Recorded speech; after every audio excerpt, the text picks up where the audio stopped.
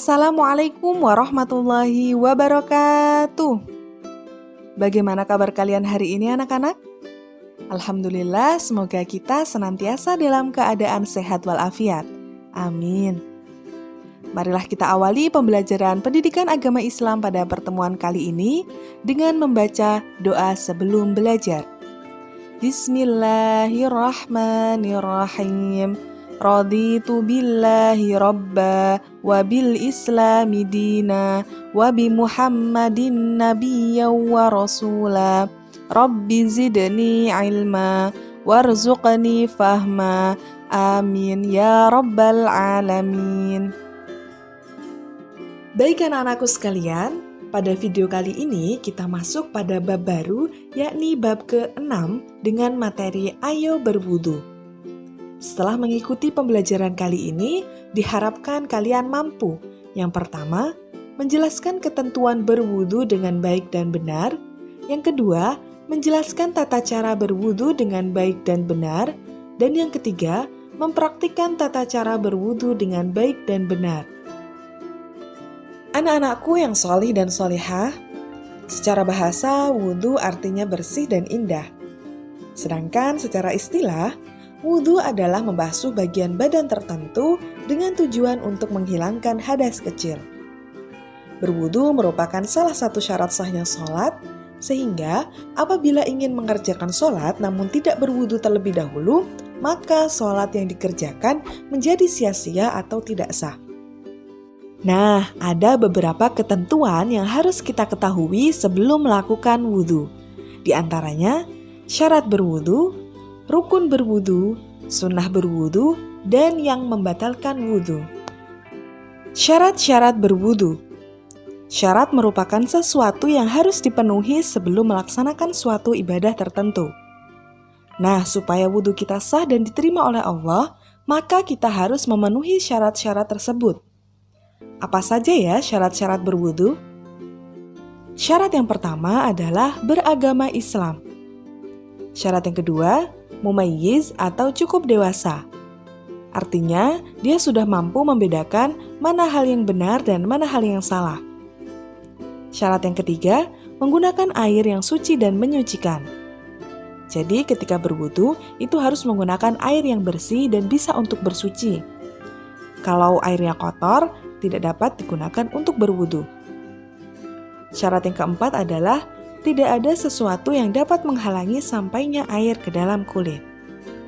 Nah, itu tadi syarat-syarat yang wajib kita penuhi sebelum berwudu. Selanjutnya, rukun wudu. Rukun wudu adalah hal-hal yang harus dilakukan dalam berwudu. Kalau ada salah satu rukun yang terlewat, maka wudunya jadi tidak sah. Ada 6 rukun wudu. Yang pertama, niat.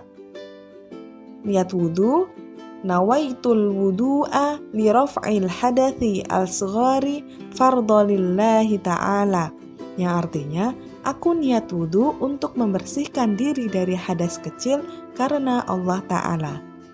Atau cukup dengan mengucapkan saya niat wudu karenamu ya Allah, itu sudah bisa disebut dengan niat.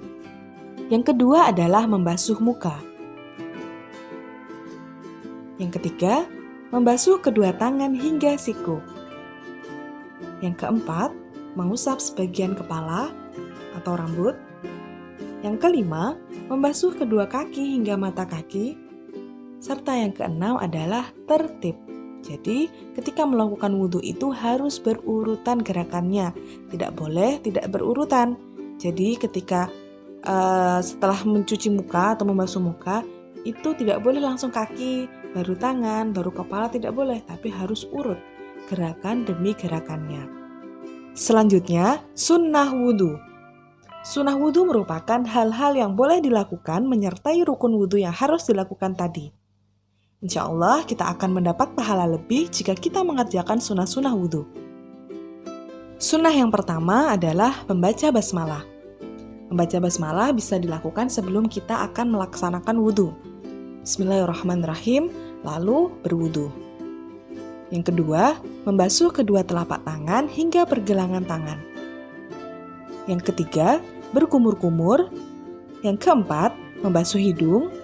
Yang kelima, mengusap daun telinga. Yang keenam, mendahulukan bagian kanan daripada yang kiri. Yang ketujuh, berdoa setelah wudhu. Selanjutnya, hal-hal yang dapat membatalkan wudhu. Jika hal-hal ini terjadi setelah kita berwudhu, maka wudhunya batal dan harus diulangi kembali. Yang pertama, keluar angin dari dubur atau biasa kita sebut dengan kentut. Yang kedua, buang air kecil atau buang air besar. Yang ketiga, menyentuh kubul atau dubur dengan telapak tangan. Yang keempat, hilang akal, misal tertidur, pingsan, dan gila. Lalu bagaimana dengan makan dan minum? Apakah makan dan minum dapat menyebabkan wudhu kita batal? Tidak ya.